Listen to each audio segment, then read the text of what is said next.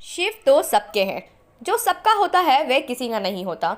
शिव गुरु हैं, शिव शाश्वत हैं, शिव आशुतोष हैं, शिव सत्य है, शिव सुंदर है। हम राम का जन्म मनाते हैं, कृष्ण का जन्म मनाते हैं, लेकिन शिव का जन्म नहीं मनाते हैं क्योंकि शिव अजन्मा है। रविवार को हावड़ा जिला के बेलूर के चांदमारी फुटबॉल ग्राउंड में किया गया था विराट शिव गुरु महोत्सव का आयोजन, जिसमें शामिल होने के लिए देश के कोने कोने से आए हजारों शिव शिष्य पहुंचे थे। शिव गुरु महोत्सव को संबोधित करते हुए शिव शिष्य बरखा आनंद ने कहा कि शिव तो सबके हैं। जो सबका होता है वह किसी का नहीं होता। शिव को मन से गुरु मानो, यहाँ किसी प्रकार के कर्म कांड की ज़रूरत नहीं। उन्होंने कहा कि इतने लोग आए हैं, अब शिव की कृपा है। आज हर जगह शिव की चर्चा हो रही है। संकीर्णता, जात पात, धर्म संप्रदाय से ऊपर उठकर लोग शिव के शिष्य बन रहे हैं। शिव की शिष्यता के अलावा कोई विकल्प नहीं है। शिव गुरु महोत्सव में स्थानीय विधायक कल्याण घोष समेत कई सामाजिक व राजनीतिक हस्तियां भी शामिल होने पहुंचे थे। ये संदेश मुख्य रूप से वर्ण गुरु भ्राता साहब श्री हरिनानंद जी के द्वारा पहली बार जब उन्होंने शिव को 1974 में अपना गुरु माना था, उसके बाद उन्होंने लोगों से भी ये बात कही कि जब शिव साक्षात गुरु के रूप में स्वयं उपस्थित है तो आप जगत में क्यों भटक रहे हैं, आप क्यों नहीं शिव से सीधे जुड़ते हैं। शिव के अनेक रूपों से भारत भूखंड के या विश्व के और जगहों के लोग तो पहले से जुड़े ही थे। मतलब उनका दान दाता स्वरूप जो भी रहा, तो दान दाता स्वरूप से लोग जुड़े रहे, जिससे मनोकामनाओं की पूर्ति होती थी, जिससे उनकी मन्नतें पूरी होती थी। लेकिन ज्ञान दाता स्वरूप जो शिव का रहा, जिसको शास्त्रों ने दक्षिणा मूर्ति का नाम दिया, पंचानंद सदाशिव कहा, जगत गुरु, विश्व गुरु, आदि गुरु कहा, उस रूप से जनमानस जो सामान्य लोग से लोग रहते हैं, उनको कभी ये साहस ही नहीं हुआ कि उनको ये लगता कि वो शिव मेरा अपना हो सकता है।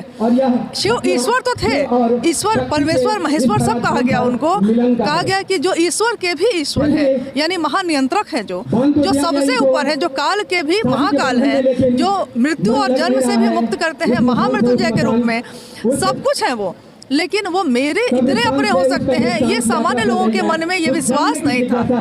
जैसे कुछ ऋषि मुनि, कुछ तपस्वी, कुछ साधु, ये तो विश्व में आते रहे हैं और समाज को एक दिशा दिखाते रहे, लेकिन जब तक प्रत्येक मानव के मन में उस शिव के लिए ज्ञान की ज्योति नहीं जगेगी, तब तक समाज में परिवर्तन नहीं हो सकता। कहा ही गया है कि एक व्यक्ति से परिवार बनता है, परिवार से समाज बनता है, और अगर एक एक व्यक्ति उस शिव से ही सीधे जुड़ता है तो स्वाभाविक है कि उसका परिवार में भी शिव उतरेंगे। परिवार बदलेगा तो समाज बदलेगा। आज जो समाज की स्थिति होती जा रही है, लोग हिंसा से भरे हैं, लोग क्रोध से भरे हैं, एक दूसरे से जलन से भरे हैं, लेकिन जो मूल मानवीय गुण है, इंसान का मूल मानवीय गुण तो प्रेम है, सहानुभूति है, ममता, करुणा है, तो उससे हम लोग वंचित होते जा रहे हैं। भगवान का एक मकाम है, तो क्या गुरु का एक मकाम नहीं है?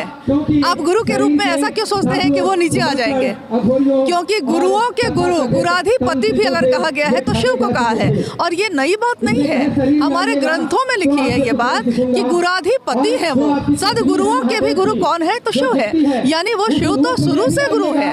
स्वाभाविक है, ये कहा जाता है कि ये पूरी दुनिया, ये पूरी सृष्टि मात्र शिव की इच्छा है। शिव ने इच्छा की और ये दुनिया सृष्टि हुई। तो जब शिव ने इच्छा की, ये दुनिया सृष्टि हुई, तो इस दुनिया में सारे रूप वही हैं जो शिव के होंगे।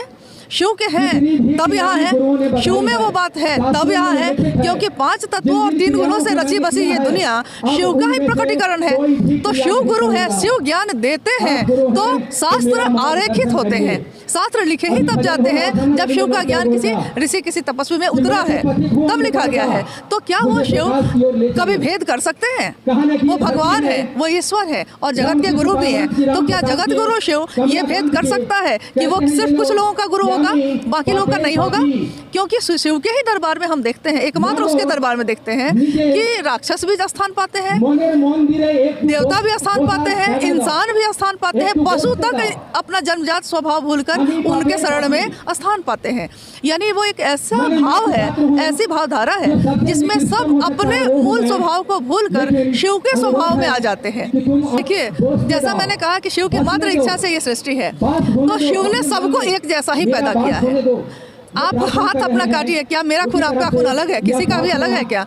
लेकिन हम लोगों ने अपने आप को वर्ण में और जाति धर्म में बांटना शुरू किया। कहा जाता है कि जब आप एक बहुत बड़े खंड को आप जब बांटना शुरू करते हैं तो बांटते बांटते बांटते बांटते एक दिन ऐसा होता है कि फिर बांटने को भी कुछ नहीं बचता। तब क्या होता है? क्योंकि अगर शिखर से कोई व्यक्ति नीचे उतरता है तो नीचे उतरते उतरते वो कहाँ जाएगा? अगर शिखर पे चढ़ेगा तो शिखर के ऊपर कहाँ जाएगा? तो बांटते बांटते हम लोग इतना कुछ बांट चुके हैं कि अब बांटने को कुछ बचा नहीं है। इसीलिए साहब ने कहा कि आओ चले शिव की ओर, यानी कि अब बांटने को कुछ है नहीं, इसलिए फिर से सारी दुनिया के लोग एक होइए और उस ईश्वर की शरण में जाइए। यही संदेश है हम लोगों का। और ज्ञान का जो होता है ना, वो कोई धर्म नहीं होता। किसी भी धर्म का गुरु सभी धर्मों के विद्यार्थियों को पढ़ाता है और वो विद्यार्थी जाते हैं, ज्ञान लेने जाते हैं। धर्म मत है, अलग अलग चलने का रास्ता है, लेकिन ज्ञान में वो सारी संकीर्णताएं तिरोहित हो जाती है, खत्म हो जाती है।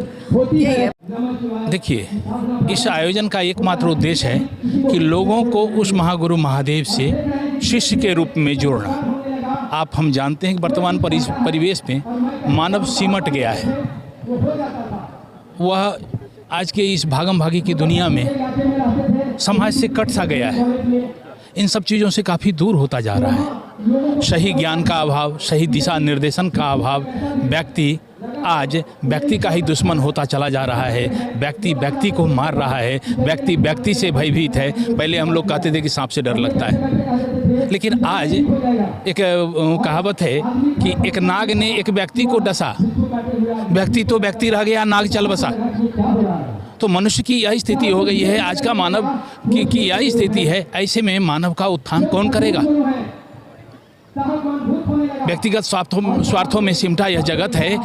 तो साहब श्री ने कहा कि एक जगह है जहाँ न तो ठगने का कोई चांस है और ना ही वह आज तक किसी को ठगा है। वह है भगवान शिव, ईश्वर, जो हमारे आपके गुरु हैं। ऐसा हमारा आपका वेद, शास्त्र, पुराण सब कहता है कि वो आदि गुरु हैं, जगत गुरु हैं। अगर हैं गुरु तो क्यों नहीं उनका शिष्य बना जाए, उनसे ही सही ज्ञान लेकर जीवन जीने की कला सीखी जाए।